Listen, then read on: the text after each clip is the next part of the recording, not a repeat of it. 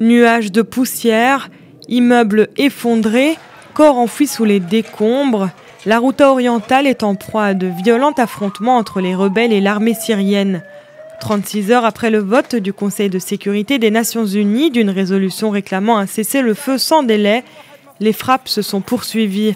Les habitants de l'enclave attendent à nouveau, dans l'angoisse, un début d'application du cessez-le-feu de l'ONU, au lendemain d'une nouvelle journée de bombardements et de combats qui ont causé la mort de plus de 500 civils en une semaine.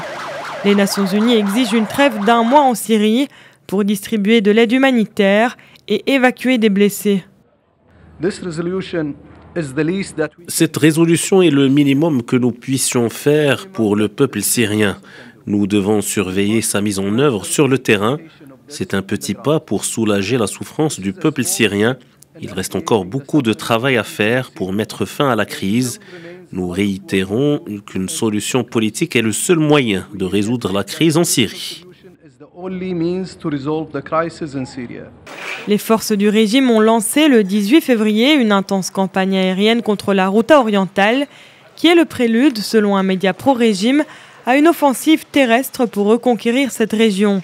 Une campagne du régime d'une rare violence. Selon l'Observatoire syrien des droits de l'homme, 14 cas de suffocation ont été rapportés après un bombardement du régime ce dimanche.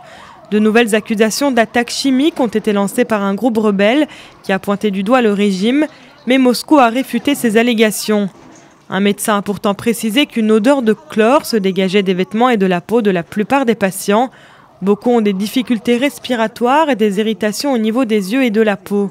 Ce dimanche, la chancelière allemande Angela Merkel et le président français Emmanuel Macron ont appelé Moscou à exercer une pression maximale sur la Syrie en vue d'une application immédiate de la résolution de l'ONU. Cette résolution prévoit des exceptions au cessez-le-feu pour les combats contre divers groupes terroristes, mais elles peuvent donner lieu à des interprétations contradictoires car Damas qualifie tous les rebelles de terroristes. Assiégés depuis 2013, les quelques 400 000 habitants de la Ghouta orientale vivent au quotidien des pénuries de nourriture et de médicaments et sont désormais terrés dans les sous-sols.